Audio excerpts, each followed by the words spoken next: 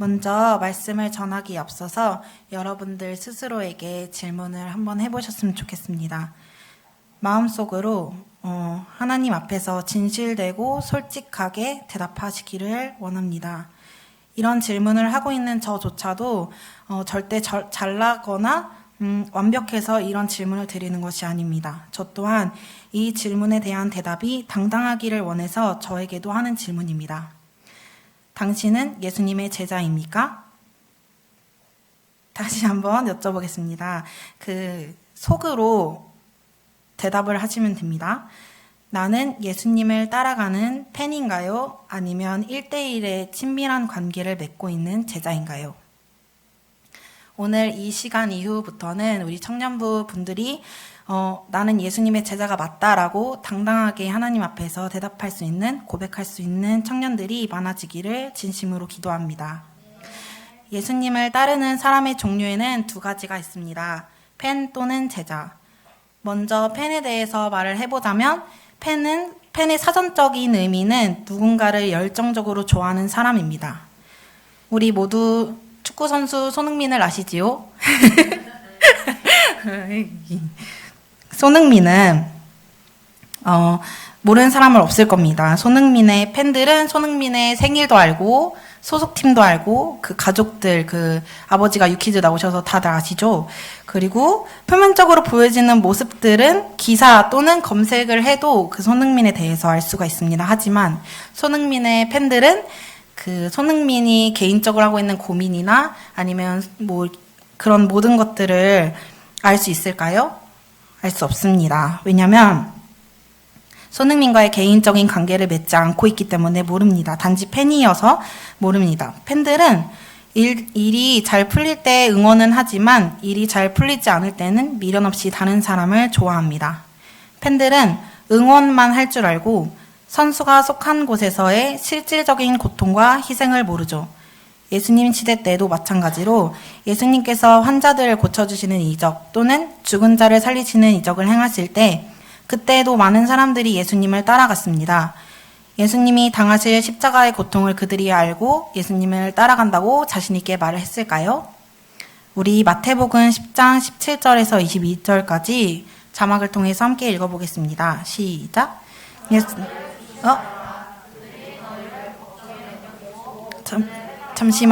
잠시만요. 죄송합니다. 제가 읽을게요. 예수께서 마태복음이 아니었나 봐. 예수께서 길을 떠나시는데 한 사람이 달려와서 그 앞에 무릎을 꿇고 그에게 물었다. 선하신 선생님, 내가 영원한 생명을 얻으려면 무엇을 해야 합니까? 예수께서 그에게 말씀하셨다. 어찌하여 너는 나를 선하다고 하느냐? 하나님 한 분밖에는 선한 분이 없다. 너는 계명을 알고 있을 것이다. 살인하지 말아라. 간음하지 말아라. 도둑질하지 말아라. 거짓으로 증언하지 말아라. 속여서 빼앗지 말아라. 내 부모를 공경하여라 하지 않았느냐? 그가 예수께 말하였다. 선생님, 나는 이 모든 것을 어려서부터 다 지켰습니다. 예수께서 그를 눈여겨보시고 사랑스럽게 여기셨다. 그리고 그에게 말씀하셨다. 너에게는 한 가지 부족한 것이 있다. 가서 내가 가진 것을 다 팔아서 가난한 사람들에게 주어라. 그리하면 내가 하늘에서 보화를 차지하게 될 것이다. 그리고 와서 나를 따라라. 그러나 그는 이 말씀 때문에 울상을 짓고 근심하면서 떠나갔다. 그에게는 재산이 많았기 때문이다. 여기서 나오는 부자는 유대인일까요? 아닐까요? 유대인입니다. 당시 유대인들은 대부분이 율법만을 준수하면 하나님의 사랑을 받게 되고 그것이 영생의 길이라고 믿었습니다. 이 부자 유대인도 팬에서 제자가 되고 싶어서 선하신 선생님이라 칭하며 물어봤을 것입니다. 하지만 자신의 의도, 자신이 원하는 답이 생각처럼 오지 않았고 예상치 못한 대답, 모든 소유를 버리고 따라와야 한다는 말씀 때문에 울상을 짓고 근심하며 떠나갑니다. 여기서 청년이 예수님께 질문할 때는 나 이제 결심했어. 나 진짜 예수님의 제자로 살아갈 거야. 라는 생각을 가지고 예수님께 질문하지 않았을까요? 그런데 이 청년은 자신의 재산, 자신이 소유하고 있던 모든 것들이 더 예수님보다 소중했기 때문에 울상을 지으며 근심하며 떠나갔습니다. 자신을 예수님 앞에 온전히 내려놓지 않고서는 절대 예수님의 제자가 될 수 없습니다. 여러분은 나를 내려놓는 말이 어떻게 해석되시나요? 그냥 막연하게 나를 내려놓는다. 이렇게 느껴지시나요? 아니면 저도 나를 내려놓는다는 말 자체를, 인식하고, 이해하는데 좀 힘들었습니다. 하지만 이젠 알게 되었는데, 나를 내려놓는다는 것은 성령님이 내 삶을 주관하시는 것이었습니다. 모든 순간을 성령님께 맡기는 삶이 나를 버리는 삶이었습니다. 내 의지대로 내가 소중한 것 내려놔. 내 친구 내려놔. 관계 내려놔. 내가 욕심냈던 것을 내려놔야 돼. 내 쾌락, 재미, 이 모든 것들 내려놔. 물론 본인의 의지도 중요하지만 이 모든 것을 내려놓게 하시기에 가능하게 하시는 분은 오직 성령님 한 분이십니다. 그리고 성령님 뿐이어서 이 모든 사실을 하나님께 기도로 의탁해야 합니다. 성령님, 내 삶을 내려놓고 싶어요. 도와주세요. 라고 간절히 기도하면 성령님은 우리의 이 기도를 기다리셨기 때문에 분명히 응답해 주십니다. 예수님의 진정한 제자가 되는 삶은 내 삶이 뿌리채 흔들려야 예수님의 길을 따를 수 있습니다. 우리는 이 사실에 대해서 너무너무 잘 많이 듣고 알고 있습니다. 세상의 즐거움은 포기할 수 없고, 그렇다고 예수님의 사랑을 경험하지 못한 게 아니니까 나도 예수님의 사랑에 보답하고 싶고, 막상 그렇게 하려면 내가 살아왔던 이 모든 삶이 주님의 시간이었다는 것을 인정해야 하니까, 주님, 알고 있어요. 주님이 부르시는 때가 지금인 건 알고 있는데, 근데 제가 조금만 더 세상에서 좀만 즐기다 올게요. 이렇게 나의 즐거움을 지금은 빼앗지 말아주세요. 라며 마치 자신의 삶이 자신인 것처럼 주인 행세를 하며 살아가고 있진 않나요?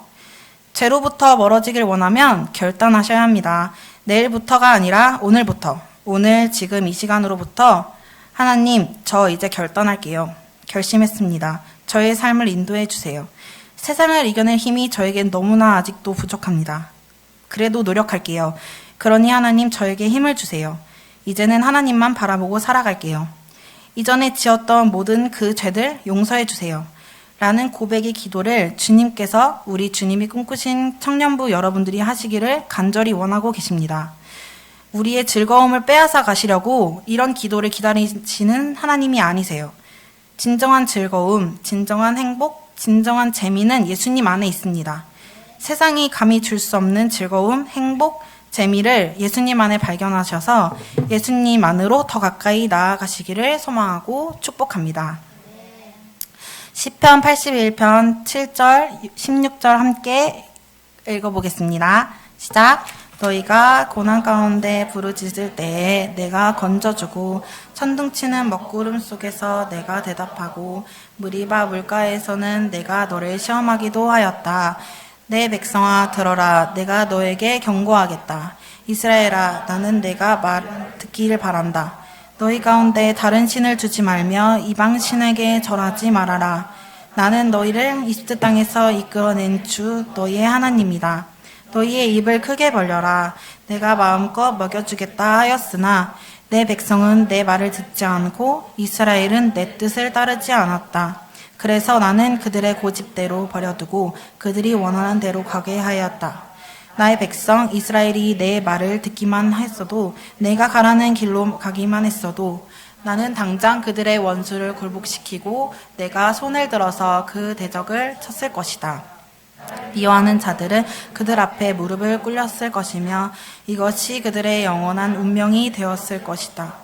그리고 나는 기름진 밀국식으로 너희를 먹였을 것이고 바위에서 따낸 꿀로 너희를 배부르게 하였을 것이다. 아멘. 이 말씀은 하나님께서 이스라엘 백성에게 고난에서 건져주실 방법을 친히 알려주셨음에도 불구하고 주님의 뜻대로 하지 않자 12절에 그래서 나는 그들의 고집대로 버려두고 그들이 원하는 대로 가게 하였다라고 하셨습니다. 이 말씀 얼마나 무서운 말씀입니까? 하나님은 우리를 사랑하시지만 계속해서 알려주신 뜻대로 살아가지 않는다면, 거절한다면 하나님은 우리를 고집대로 내버리실 것입니다. 이서가 만약에 위험한 행동을 하거나 나쁜 행동, 뭐 친구를 때리거나 꼬집거나 친구를 괴롭히거나 밀치거나 했을 경우에 이서는 엄마한테 경고하겠죠. 이러면 안 된다고. 나쁜 짓이라고. 그러면 안 된다고. 처음 모르니까 알려주잖아요. 제가 뭐라 했어요? 이서가 엄마한테 했어요? 이서가 엄마한테 알려줄 수 있지 않을까요? 엄마한테! 농담이고요. 죄송합니다. 엄마가 딸에게 그러면 안 돼. 그러면 안 돼. 이렇게 알려주지 않을까요? 이서가 자라서 소통이 완전히 가능한 경우에는 이런 행동을 하면 안 된다는 이유를 엄마가 이서에게 논리적으로 설명하지 않을까요? 이해하기 쉽게 논리적으로 하면 안 되는 이유를 설명해 주시겠죠. 만약에 이서가 나쁜 행동, 위험한 행동을 했을 때 엄마가 이서의 행동을 알고 있음에도 포기하고 고집대로 해서 하고 싶은 대로 해. 이렇게 냅두면 이서는 올바르게 잘 성장할 수 있을까요? 저는 아니라고 생각합니다. 이처럼 우리의 아버지이신 하나님의 말씀을 듣고 깨닫고 빨리 돌이켜서 하나님이 하라는 말씀대로 살아가야 되는 게 맞는데 그렇지 않으면 우리의 고집대로 버려져서 멸망의 길로 빠져들고 말 것입니다. 이스라엘 백성들은 어리석게 우상을 선택하고 하나님으로부터 멀어지는 선택을 해서 하나님께서 벌을 내리시면 회개에 돌아왔습니다. 그리고 하나님은 또 용서해 주셨어요. 이스라엘 백성을 너무 사랑하셔서요. 우리도 지은 죄를 알게 해주신다면 그 즉시로 회개하여서 용서의 하나님을 몸소 경험하셔서 멸망의 길로부터 멀어지기를 소망합니다. 사진이 혹시 이 신부의 표정이 어때 보이시나요? 행복해 보이시나요? 저처럼 다이어트 하면 저렇게 되겠죠? 여러분 될 겁니다. 저렇게 될 거예요. 더 이쁠 겁니다. 제가 아멘 해주세요. 이 행복으로 가득 찬 신부의 표정이 저의 꿈에서의 그 표정이었는데요. 제 꿈을 한번 얘기를 해볼게요. 제 꿈에 제가 결혼을 했어요. 제 신랑은 외국인이었고 축의금 문화가 없어서 선물을 받는 문화였어요. 그게 외국 결혼식의 문화라고 하더라고요. 그래서 그때에 너무 행복하고 너무 기쁜 모습으로 이제 신랑 옆에서 막 이렇게 하고 있었는데 아영쌤이랑 윤희 언니랑 수민이가 아영쌤이 가운데 계셨고 그래서 아영쌤이 선물을 이렇게 들면서 저한테 평소에 아영쌤이 저 되게 많이 놀리고 막 이렇게 이러면서 하잖아요. 근데 그런 말들 하나도 없이 그냥 지훈아 진짜 축하해. 결혼 진짜 잘했어 너. 이렇게 하면서 그런 말들이 없이 그냥 완전 축하만 해주시는 거예요. 그래서 너무 감사합니다 이렇게 하고 이제 선물들이 이렇게 쌓여 있었거든요. 제 옆에 양옆에 신랑 옆에 제 옆에 이렇게. 그래서 꿈에서 깨서도 와 진짜 행복하다였어요. 말로 표현할 수 없을 만큼 행복했어요. 근데 이 꿈은 신랑이 예수님이셨고 옆에는 개봉되지 않은 선물들은 저를 향해 준비해 주신 하나님이 주시는 성령님이 주시는 은사 또는 성령님의 열매라고 말씀해 주셔서 꿈에서 주신 선물들을 지금은 하나하나 풀어나가고 있는 과정입니다.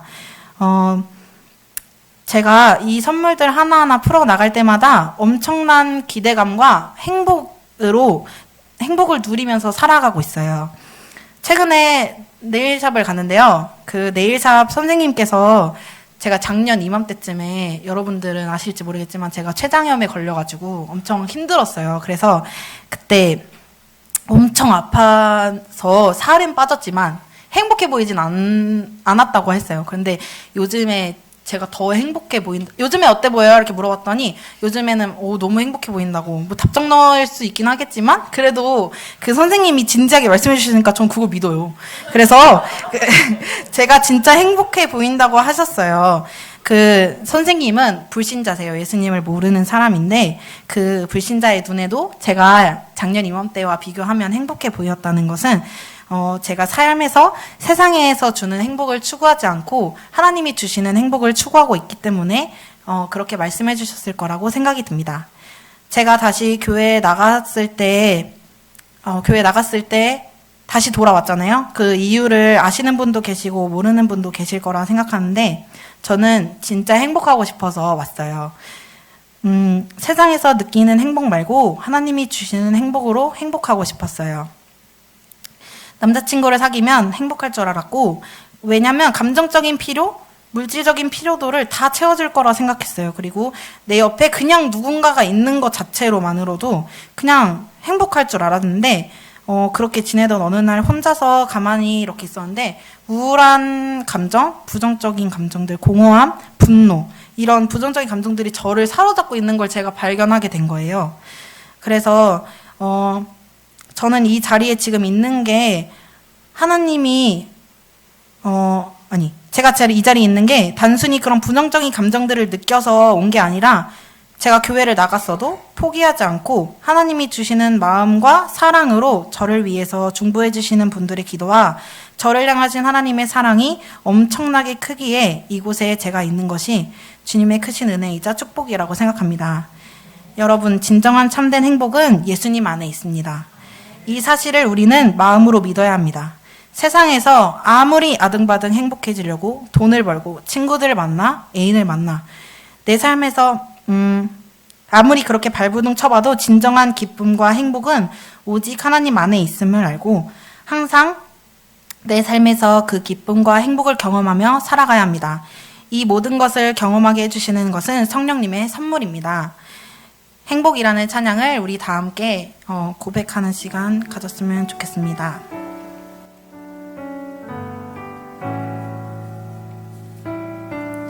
화려하지 않아도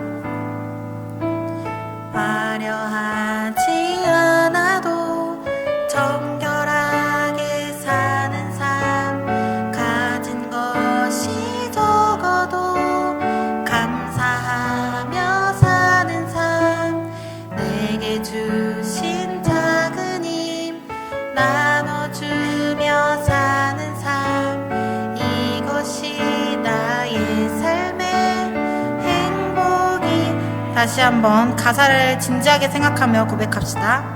화려하지 않아도 정결하게 사는 삶 가진 것이 적어도 감사하며 사는 삶 내게 주신 작은 힘 나눠주며 사는 삶 이것이 나의 삶의 행복이라 눈물 날 일 많지만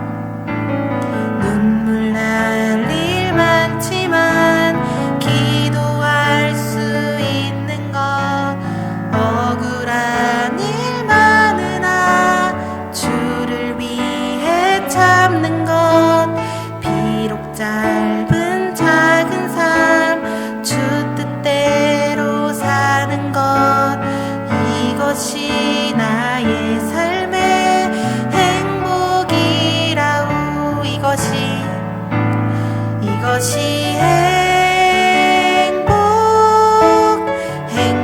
행복이라우 세상은 알 수 없는 하나님 선물 이것이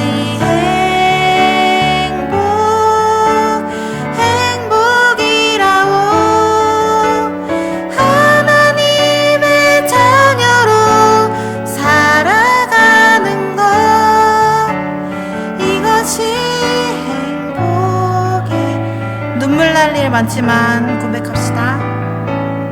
눈물 날 일 많지만 기도할 수 있는 것 억울한 일 많으나 주를 위해 참는 것 비록 짧은 작은 삶 주 뜻대로 사는 것 이것이 나의 삶의 행복이라우 이것이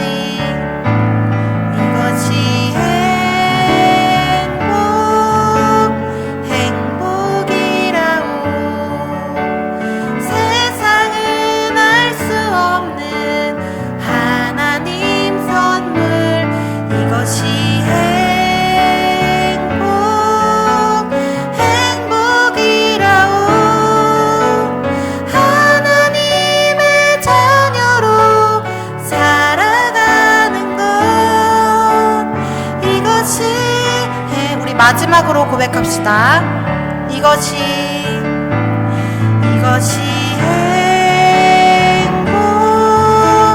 행복이라오. 세상은 알 수 없는 하나님 선물. 이것이 행복이라오. 하나님의 자녀로 살아가는 것. 이것이 행복이라오. 아멘. 비록 짧은 작은 삶, 주 뜻대로 사는 것. 세상은 알 수 없는 하나님의 선물. 하나님의 자녀로 살아가는 것. 이것이 행복이라오. 이 가사가 우리의 고백이 되었으면 좋겠습니다. 사랑하는 청년부 여러분, 하나님은 이곳에 계신 여러분 한 사람 한 사람을 정말 많이 사랑하십니다. 부끄러울 수 있지만 우리 땡땡아 이렇게 하면서 하느님의 음성으로 땡땡아 나는 너를 정말 많이 사랑해 라고 자신의 이름을 넣어서 한번 얘기해 볼까요? 시작. 지훈아 너를 정말 많이 사랑해 라고 하나님은 말씀해 주시는 것을 알고 계십니까? 맞아, 하나님은 나를 사랑해. 오늘도 알게 해주신 하나님 감사합니다. 그냥 이렇게 끝나지 말고 왜 하나님이 나를 왜 사랑하는지, 그 죄 없으신 예수님이 왜 나를 위해서 오셨는지 그 이유를 이렇게 딥하게 깊이 생각해 보셨나요? 하나님이 왜 진짜 나를 왜 사랑하시는지? 하나님이 나를 사랑하시는 마음, 그 사랑을 깨달으면 그저 단지 팬으로 살아갈 수 없습니다. 하나님의 제자로 살아갈 수밖에 없어요.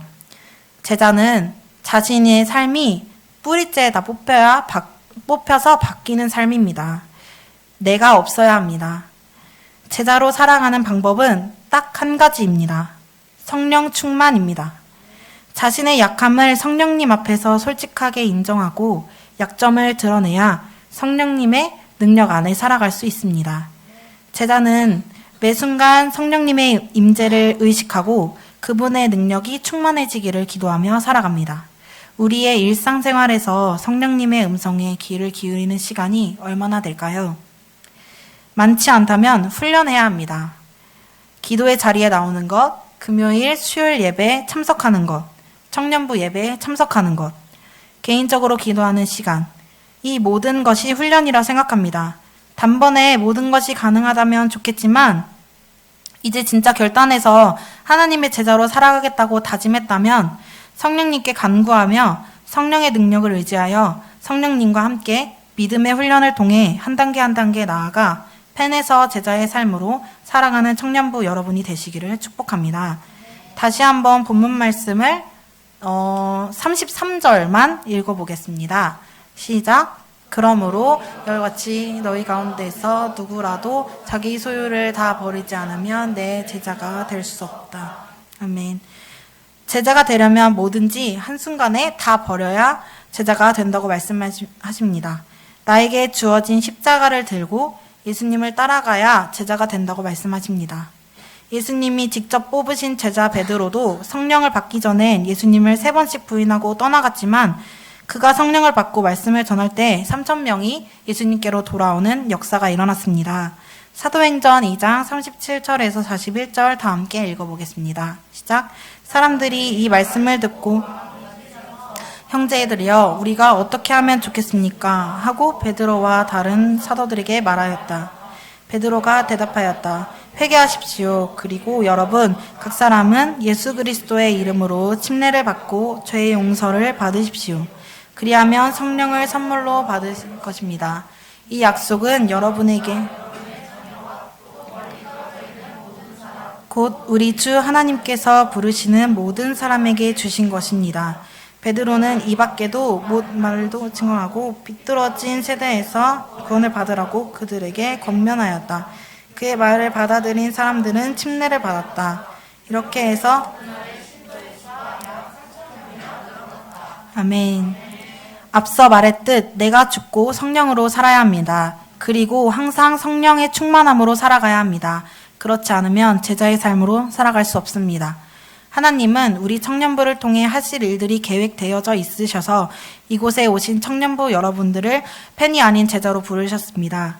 철저한 죄의 회개함을 통해 부활하신 예수님을 마음속으로 영접하고 모든 일상을 성령으로 시작하여 성령으로 끝나는 삶, 항상 성령님의 인도하심에 동참하는 삶, 변화된 나의 삶을 통하여 주변 믿지 않는 부모님, 친구들이 예수님을 알아가게 되는 삶, 더 이상 종교놀이하지 않고 예수님께만 미쳐 살아가는 삶, 이런 삶을 살아가는 것이 옳고 예수의 제자가 되는 삶입니다. 이 말씀을 멀리서 바라보지 마시고 남의 이야기 듣듯이 하지 마시고 나로 적용해서 예수님과 친밀한 관계로 제자가 되는 길로 이르시기를 원하신다면 직접적으로 이 말씀을 가지고 기도로 부딪혀 내가 버려야 할 것이 무엇일까? 예수님을 향해 가는 길에 방해가 되는 것이 무엇일까? 생각하며 이제는 세상과 양다리 짓지 않고 성령님 안에 살아가는 제자로 팬이 아니라 하나님의 뜻을 이루며 하나님 보시기에 최고로 기뻐하는 제자가 되는 청년부가 많아지기를 소망하고 축복합니다. 우리 다 함께 찬양하고 기도하겠습니다. 이 가사를 제가 묵상하면서 봤는데 이 가사 자체가 우리의 고백이 돼야 되고 제자의 삶으로 살아가려면 이렇게 살아가는 것이 맞다고 생각합니다. 그래서 우리 이 가사를 다 함께 묵상하면서 진짜 마음속으로 새기면서 우리 다 함께 찬양했으면 좋겠습니다.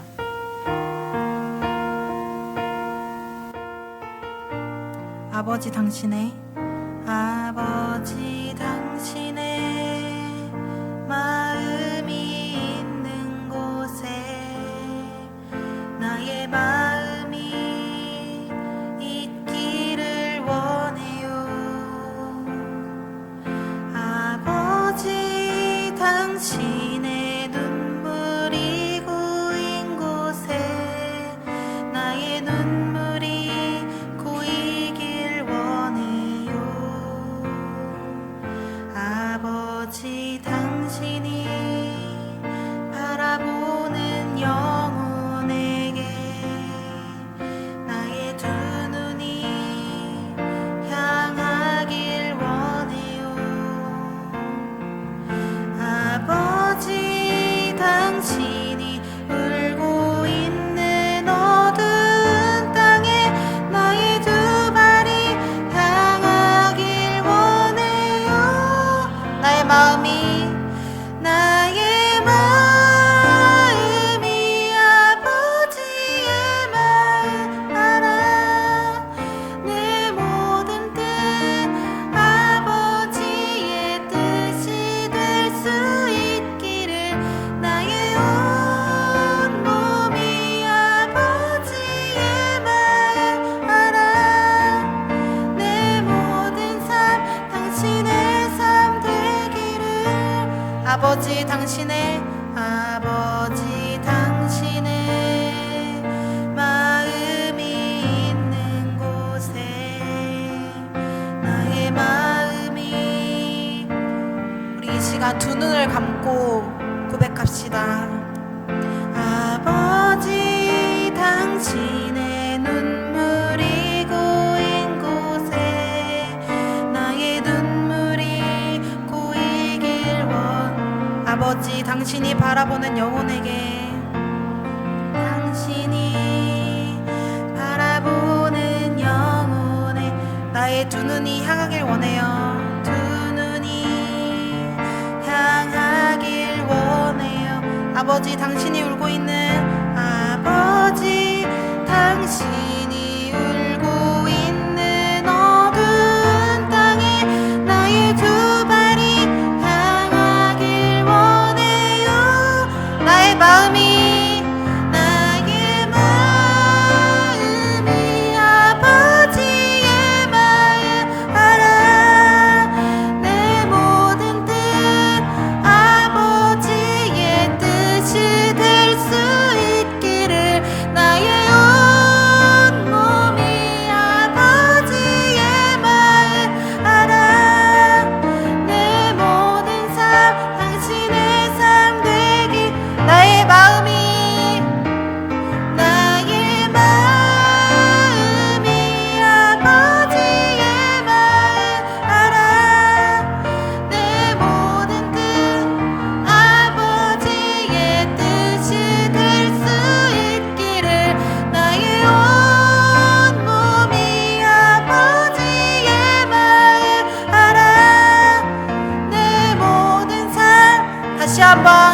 이름으로 아버지의 뜻이 이루어질 수 있도록 고백합시다.